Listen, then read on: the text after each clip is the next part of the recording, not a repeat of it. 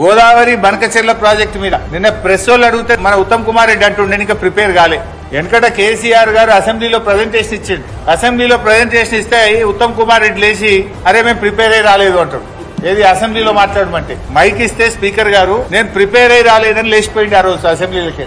నిన్న ఉత్తమ్ కుమార్ రెడ్డి గారిని గోదావరి బంకచెర్ల మీద ఏమైతుంది అంటే ఇంకా నేను స్టడీ చేయలేదు, స్టడీ చేసి మాట్లాడతా అంటాడు. నువ్వు నీటిపారుదల శాఖ మంత్రివా ఏంటిది? నువ్వు స్టడీ చేయకుండా ఉంటావు. స్టడీ చేయలేదంటే నువ్వు ఎంత బాధ్యత రహిత్యంగా ఉన్నావు. రాష్ట్రానికి సంబంధించిన అతి ముఖ్యమైన గోదావరి జలాలకు సంబంధించిన ఇష్యూ మీద స్టడీ చేయలేదని మాట్లాడతారు. నిన్న కేబినెట్ లో గోదావరి బంకచెర్ల మీద మాట్లాడతారు. ఏదో గట్టిగా స్పందిస్తారని మేము ఆశించినాం. టైం దొరకలేదట. నెక్స్ట్ మీటింగ్ లో మాట్లాడతారట. పేపర్లలో ఏమొచ్చిందంటే గోదావరి బంకచెర్ల మీద మాట్లాడడానికి టైం దొరకలే, మళ్ళా మీటింగ్ లో మాట్లాడతారట. అంటే రాష్ట్రానికి సంబంధించి ఇంతకంటే ముఖ్యమైన అంశం ఇంకోటి ఉంటుందా? ఏం మాట్లాడినరు 5 గంటలు?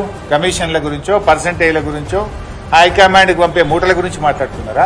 400 టీఎంసీల గోదావరి జలాలను అక్రమంగా ఆంధ్రప్రదేశ్ ఏ అనుమతులు లేకుండా తరలించకపోతుంటే గుడ్లప్పగించుకొని చూస్తారా?